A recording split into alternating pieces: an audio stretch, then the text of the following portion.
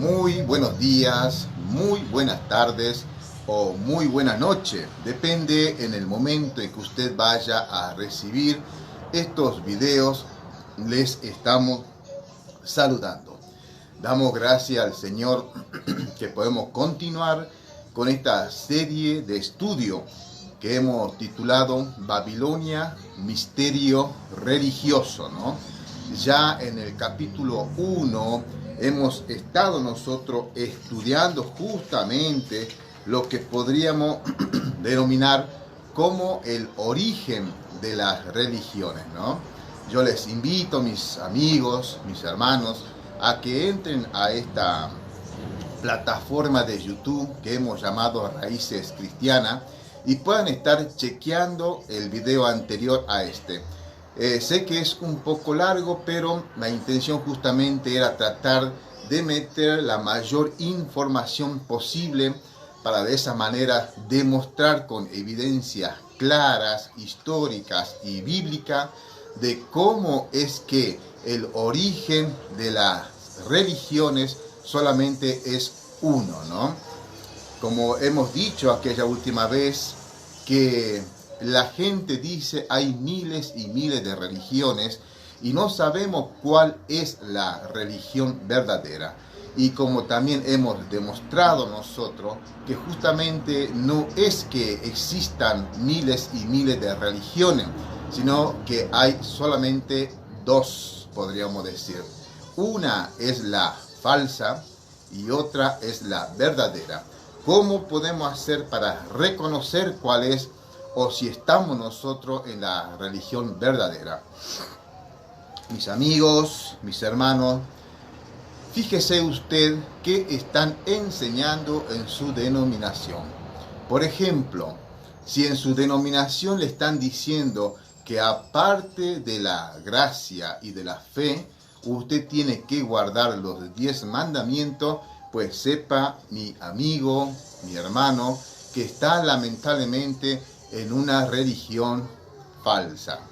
Si a usted le dicen que con solo hacer buenos actos, buenas obras, que con eso usted muy probablemente gane el cielo, está en una organización religiosa falsa. Todas las organizaciones religiosas y sectas que hay en todo el mundo que pide al ser humano algo a cambio de la salvación de su alma o de la liberación o lo que sea, esas son religiones no cristianas. En cambio, la única religión, entre comillas, cristiana es la que le ofrece la salvación pura y exclusivamente por la gracia y por la fe en nuestro Señor Jesucristo. No exige ni pide nada más que la fe y recibimos la salvación por gracia.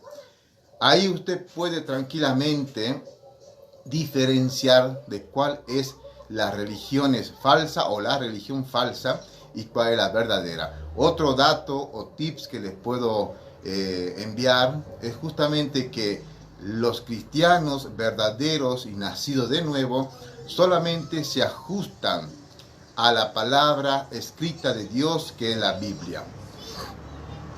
No sustentamos nuestras fe, nuestras doctrinas, nuestro credo en otra cosa que no sea la Biblia, mientras que otras organizaciones religiosas, ellos sí.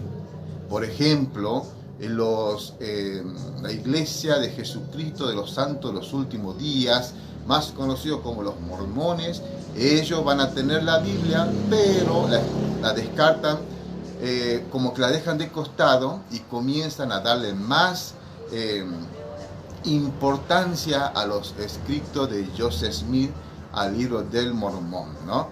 Y para ello esa es la Biblia que vale.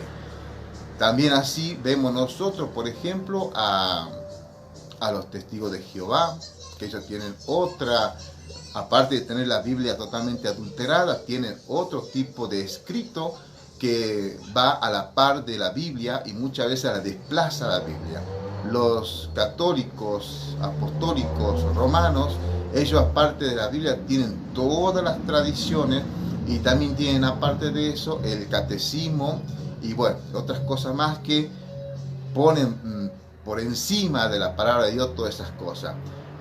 Bueno, los adventistas del séptimo día tienen la Biblia, sí, pero también tienen los escritos de Elena G. de White y por supuesto siempre dan más importancia a los escritos de la Elena G. de White. Y así, cada una de las organizaciones religiosas dicen creer en Cristo, dicen creer en la Biblia, pero a la hora de la práctica, cuando uno ve realmente cómo presenta sus doctrinas, nos damos cuenta que todo ello están sustentados en otros escritos que son antibíblicos. Eso como dato, ¿no? Como para que podamos nosotros comenzar a identificar un poco de cuáles son las religiones falsas y cuál es la religión verdadera de nuestro Señor Jesucristo. Hoy vamos a ver rápidamente un tema que hemos titulado o que lleva por título acá en este libro que estamos utilizando también como apoyo, que es del escritor Ralph Woodrow, perdone si no sé pronunciar este apellido, y lleva justamente por título Babilonia, misterio religioso, ¿no? El capítulo 2, que sería vamos a ver nosotros el culto a la madre. Yo quisiera que presten atención, hermanos, amigos, a aquellos que están en esta denominación católica, ¿no? Que es tan perversa, que no quisiera usar esta palabra, pero lamentablemente es esa la palabra, tan perversa, porque han logrado durante muchísimos años engañar a muchas personas y llevar al infierno, ¿no?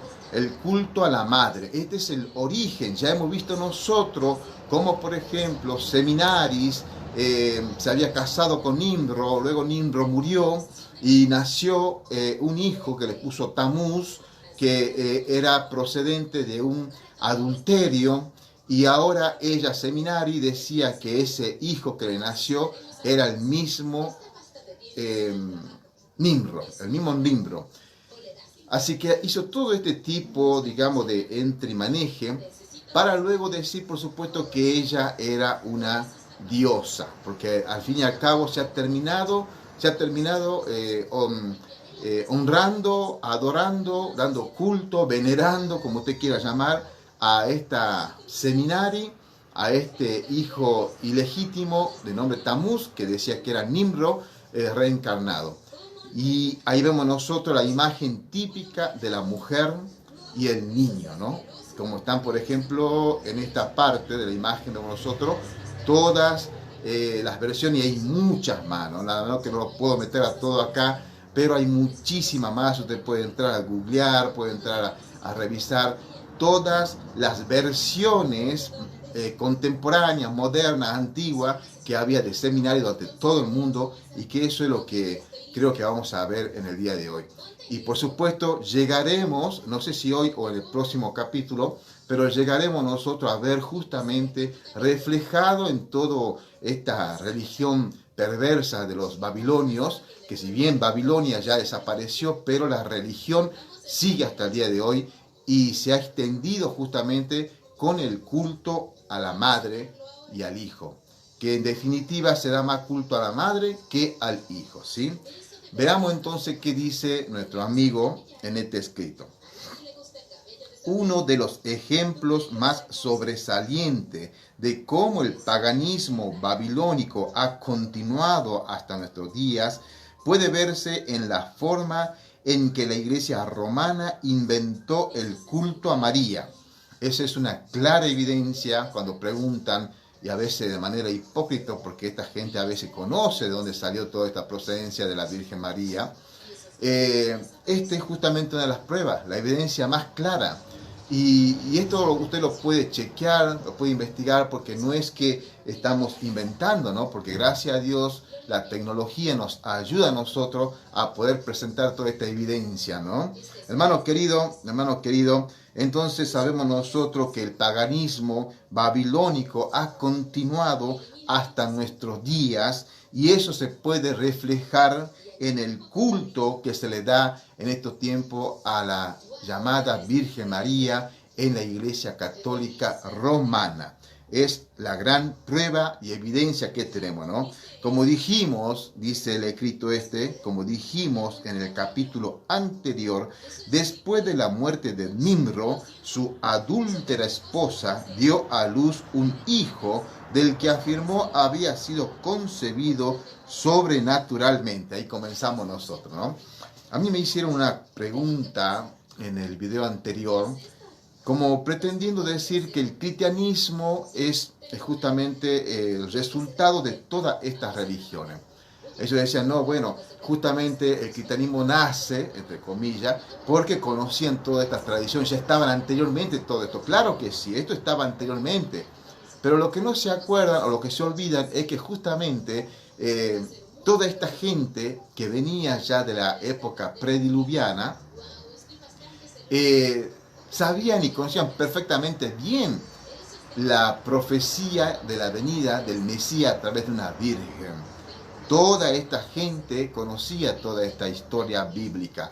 Y por eso que de ahí Satanás mismo se ocupó de tratar de engañar, él es el gran falsificador, adulterando, por supuesto, y motivando en este caso a estas seminaris para que inventara toda esta historia, sabiendo bien la profecía que el Mesías iba a venir de una virgen de manera sobrenatural. Esa es la respuesta. Esta gente inventó esta religión porque sabían, como vuelvo a repetir, de la profecía del Mesías. No es que la iglesia le copió a toda esta religión y por eso ahora nosotros creemos también en el nacimiento virginal de nuestro Señor Jesucristo. Eso es una falacia y no pueden demostrar. En cambio aquí nosotros estamos demostrando históricamente, vuelvo a repetir, pueden entrar a chequear ustedes mismos toda esta información. Continuemos con este escrito.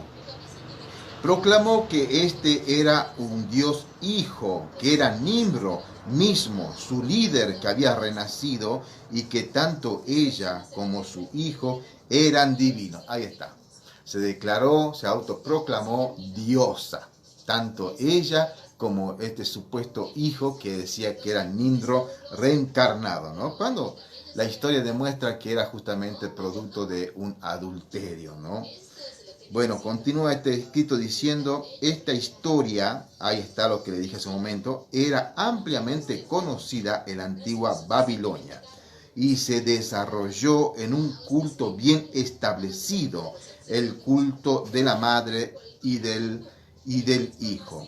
Numerosos monumentos de Babilonia muestran la diosa madre Seminaris con su hijo Tamuz en sus brazos, como por ejemplo la imagen que tenemos nosotros acá arriba, la primera imagen que está en blanco y negro, que si no me equivoco es la que representa justamente a esta Seminaris, a este Nimrod, y ustedes pueden ver la gran similitud que tienen, como de aquellos tiempos ha llegado hasta nuestros días. Acá vamos a demostrar con la historia este culto a la madre y el hijo, ¿no? Que es muy lamentable, es muy triste cómo la gente ha llegado a caer y a ser influenciado por todo esto, ¿no? Y es muy difícil muchas veces que abandonen todo este culto a la diosa madre, ¿no? Continúa el escrito diciendo, ahora cuando el pueblo de Babilonia fue disperso en las varias áreas de la tierra, llevaron consigo el culto a la Divina Madre y al Dios Hijo. Esto explica por qué todas las naciones en tiempo pasado adoraban a la Divina Madre y a su Hijo de una u otra forma, aún siglos antes de que el verdadero Salvador, nuestro Señor Jesucristo, naciera en este mundo. En los diversos países donde se extendió este culto, la madre y el hijo eran llamados de diferentes nombres debido a la división de los lenguajes en Babel. Pero la historia básica seguía siendo la misma. Ahí está. Esa es la respuesta, esa es la prueba contundente de cómo se ha desparramado toda esta herejía del culto a la madre por diferentes partes del mundo, ¿no? Que luego fue tomando, digamos, diferentes nombres, quizás con un poquito de una cultura, una tradición un poco diferente, pero en lo que era, digamos, la básico en cuanto a esta herejía de los babilónicos era exactamente lo mismo, ¿no? Vamos a ver unos cuantos nombres de cómo se dividió la lengua en el lenguaje y cómo era conocida esta seminaris con diferentes nombres en diferentes partes del mundo antiguo, ¿no? Que hasta el día de hoy yo tengo noción de algunos países continúan venerando y adorando a esta madre y el hijo, ¿no? Por ejemplo, entre los chinos se llamaba la diosa madre Xinmu o Santa Madre. Presta atención que similitud cuando, por ejemplo, en la religión católica justamente le llaman la Santa Madre, ¿no? Y se representa con un niño en los brazos y rayos de gloria alrededor de su cabeza. Los germanos veneraban a la Virgen Herta con un niño en los brazos. Los escandinavos la llamaban Disa y también la representaban con un niño en los brazos. Los etruscos la llamaban Nutria, en India la Indrani, que también era representada con un niño en los brazos, y también entre los druidas adoraban a la Virgo Paritura como la Madre de Dios. ¡Qué tremendo, hermanos queridos! Ustedes observen, hoy en día también, lamentablemente, muchos apologetas católicos intentan defender este título para ellos como la Madre de Dios, ¿no? Si Dios necesitara de una madre, entonces no es Dios. Así de sencillo. María fue madre de Jesús humano, pero no de Dios. Dios está fuera de lo que es la esfera natural en la que nosotros nos movemos. Por lo tanto, si Él necesita ser creado o ser nacido de una madre diosa, entonces no es Dios.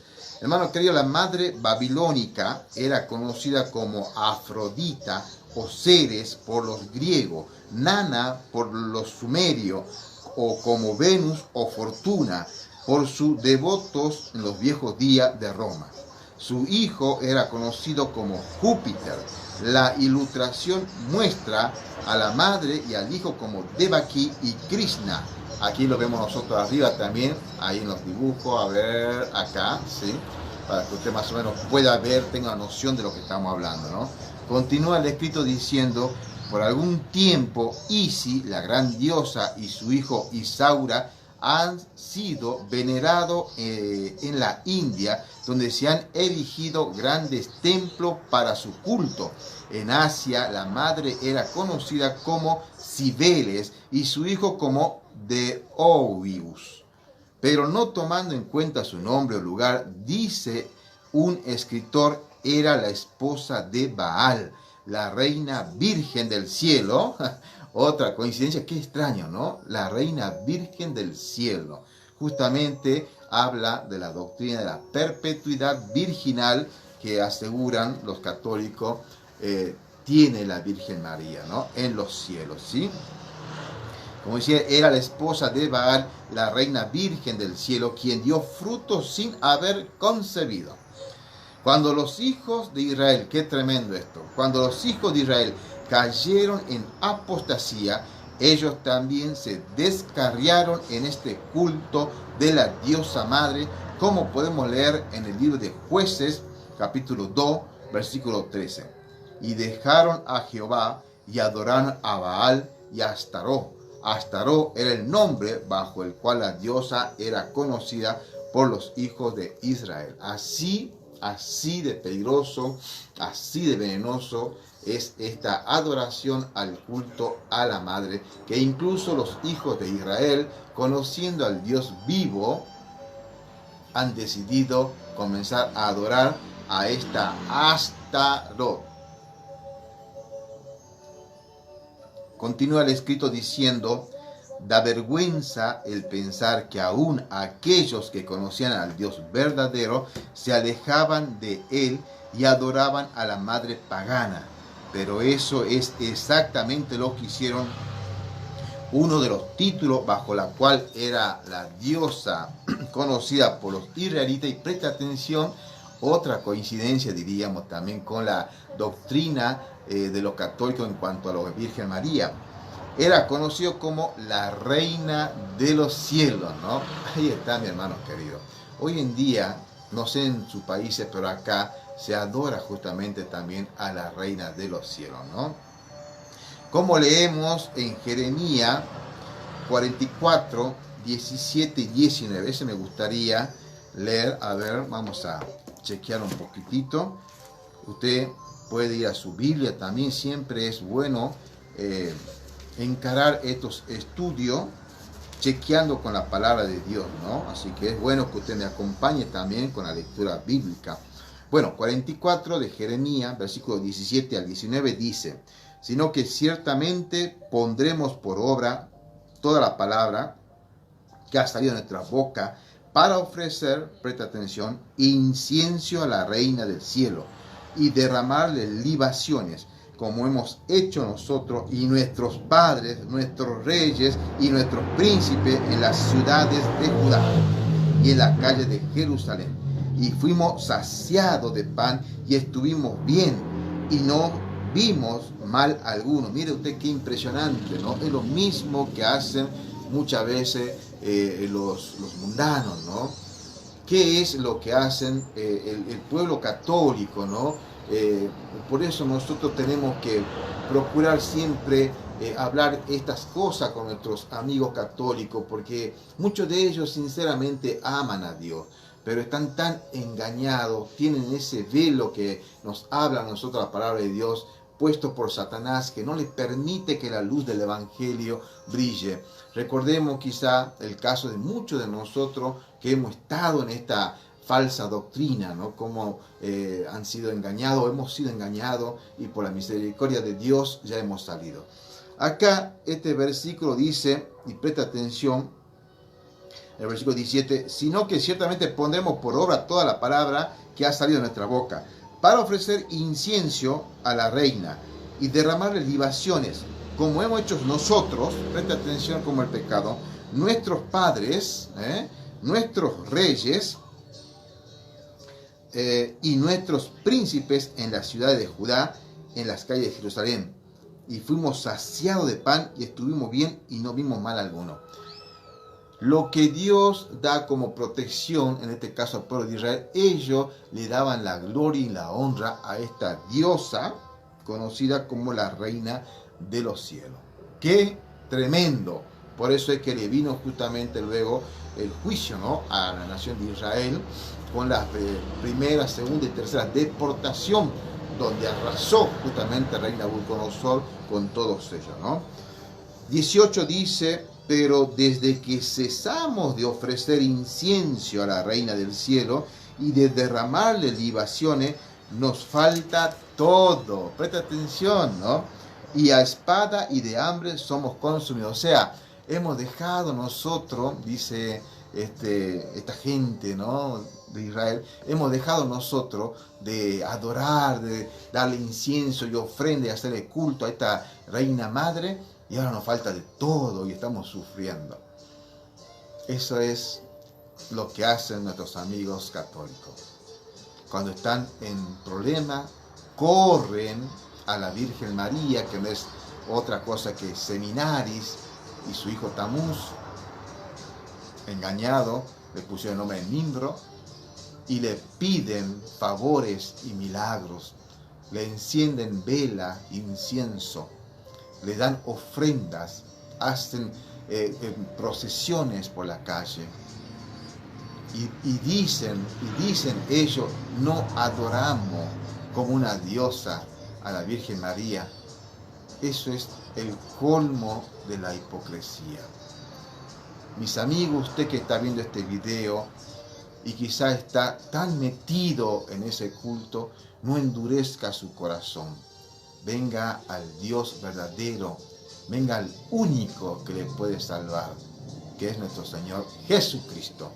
Continúa este escrito diciendo Jeremías capítulo 44 y 19 dice, y versículo 19 dice: y cuando ofrecimos incienso a la reina del cielo y le derramamos libaciones, sin nuestros maridos le hicimos tortas para tributarle culto y le derramamos libaciones. Qué tristeza da leer todo esto de cómo el pueblo de Israel se ha desviado tan horriblemente del Dios verdadero, ¿no? Continúa el escrito diciendo: el profeta Jeremías le reprendió por venerarla, pero ellos se rebelaron a pesar de su advertencia, y fue así como trajeron sobre sí mismos una plena destrucción por la mano de Dios.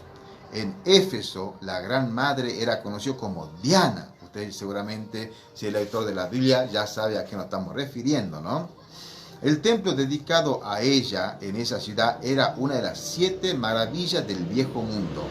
Y no solamente en Éfeso, sino también a través del Asia y del mundo entero era venerada la Divina Madre. Eso usted puede chequear si desea allá en Hechos, capítulo 19, versículo 27. En Egipto, la madre babilónica era conocida como Isis y su hijo como Horus. No tengo la imagen ahí, pero podrían ustedes tranquilamente buscar, o creo que sí está la imagen. Sí, ahí está la imagen justamente de la diosa Isis con su hijo Horus, ¿no? Nada es más común en los monumentos religiosos de Egipto que el infante Horus sentado en el regazo de su madre. El culto a la madre y al hijo era conocido también en Inglaterra en tiempos pasados, pues en 1747 se encontró un monumento religioso en Oxford de origen pagano, el cual exhibe a una mujer alimentando a un infante. Así es como se representa lamentablemente a esta Seminaris y su hijo Tamuz, ¿no? Dice un historiador que la Virgen y el Hijo eran venerados en tiempos anteriores desde China hasta Bretaña. Así se expandió como un cáncer, como una metástasis, toda esta falsa enseñanza, todo este falso culto a la madre y el hijo, ¿no? Este culto falso se esparció desde Babilonia a varias naciones con diferentes nombres y formas. Finalmente se estableció en Roma y a través, y presta atención, acá es donde comenzamos a ver el sincretismo justamente de todo este paganismo con el cristianismo primitivo, ¿no? Eso es lo que comenzaban a hacer, y ahí comenzó a nacer lo que es la religión católica, apostólica, romana, ¿no? Este culto falso se esparció desde Babilonia a varias naciones con diferentes nombres y formas. Finalmente se estableció en Roma y a través del Imperio Romano, dice un notable escritor de esta época, el culto a la grandiosa madre era muy popular en el Imperio Romano. Existen inscripciones que prueban que los dos, madre e hijo, recibían honores divinos, no solamente en Italia, especialmente en Roma, sino también en las provincias, particularmente en África, España, Portugal, Francia, Alemania y Bulgaria. Cuando a veces se suele escuchar algunos apologetas católicos decir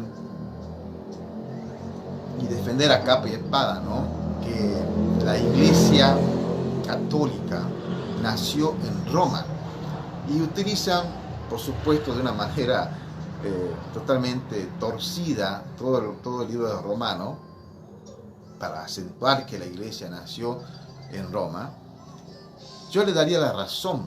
La Iglesia católica romana nació en Roma, pero justamente a través de este sincretismo, de todo este paganismo que han querido o han sincretizado hasta el día de hoy con lo que era el cristianismo. Lo que algún día vamos a tocar, si Dios permite, por qué los cristianos Muchos de ellos cayeron en esta trampita, otros no, por supuesto, por eso que luego fueron las grandes persecuciones, ¿no? Bien, continuamos leyendo este escrito. Fue durante este periodo de culto prominente a la Madre Divina que el Salvador, nuestro Señor Jesucristo, fundó la verdadera iglesia del Nuevo Testamento. Y qué gloriosa era la iglesia de esos días. Pero la que una vez fue conocida como la iglesia, abandonó su fe original en el tercer y cuarto siglo y cayó en la gran apostasía que los apóstoles habían anunciado. Y otra cosita, como para ir cerrando ya, una aclaración, mis hermanos.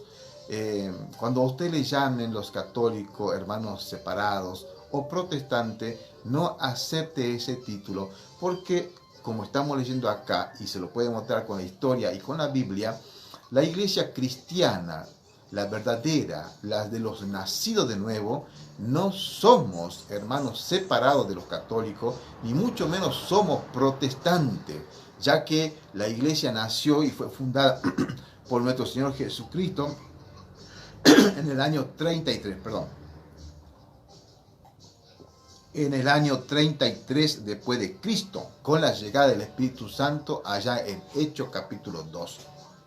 Mientras que la Iglesia Católica sí fue fundada 3 siglos después, más precisamente, si no me equivoco, año 313 después de Cristo, con la ayuda de Constantino.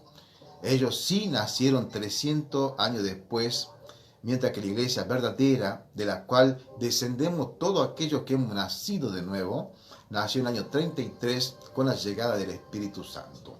Y la primera iglesia no fue fundada por romanos ni por paganos, sino que estaba conformada pura y exclusivamente con israelitas, con judíos.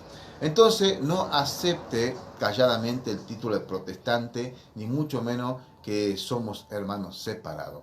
Hemos nacido con la iglesia de Cristo en el año 33 y con la llegada del Espíritu Santo. Mientras que los católicos sí tienen esa historia de haber nacido 300 años después de Cristo. Continúa el escrito. En ocasiones se hacían algunos cambios con el fin de que estas creencias paganas parecieran similares a una doctrina cristiana. Uno de los mejores ejemplos de esta clase de paganismo lo podemos tener en la forma en que la iglesia profesante permitía a los paganos el continuar el culto a la diosa madre. Ahí está. Con tal de ganar más adeptos, bueno, sí, venga, no hay problema. ¿A qué Dios adora? Bueno, a la Gerta. No, la Gerta es justamente la María que concibió y dio a luz a nuestro Señor Salvador. Es la misma, así que podemos estar todo en comunión, ¿no?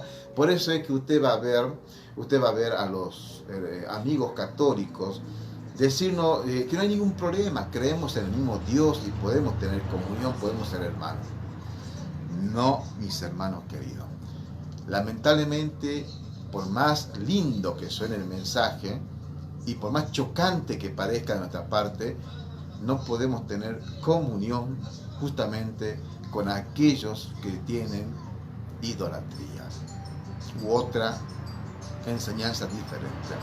Hermano querido, continúa el escrito diciendo: entonces los líderes de la iglesia buscaron una similitud en la cristiandad con el culto de los idólatras paganos para poder traerlos en gran número y así añadirlo a ella. Pero ¿a quién podrían usar para reemplazar a la diosa madre del paganismo? ¿A quién cree usted?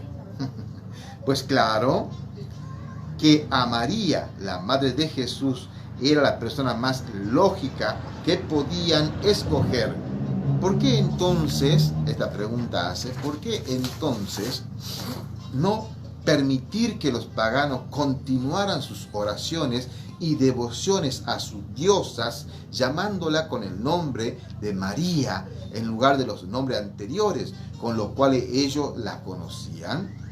Esto le daba al culto idólatra de los paganos la apariencia de cristianismo, y de esta forma ambos bandos podían estar satisfechos e incorporarse así a la iglesia romana. amigos, eso que estamos nosotros leyendo es la historia bíblica de cómo es que el paganismo había ingresado a las iglesias cristianas primitivas, cómo el culto de esta madre y el hijo viene desde la antigua Babilonia y hasta el día de hoy podemos nosotros ver ese culto en la iglesia católica, y no voy a decir apostólica, sino en la iglesia católica, mariana y romana. Mis amigos, si este video usted cree que es de mucho interés, yo les animo a que estén compartiendo, suscríbanse a mi canal. Yo le agradecería en el nombre del Señor para que me ayuden, me apoyen en todo esto, porque me gustaría comenzar a hacer videos en vivos y de esa manera, por supuesto, quizás responder preguntas de muchas personas que tengan esta curiosidad, ¿no? Pero yo necesito por lo menos 50 suscriptores para comenzar a hacer videos en vivo. Mis hermanos, mis amigos, que el Señor les bendiga.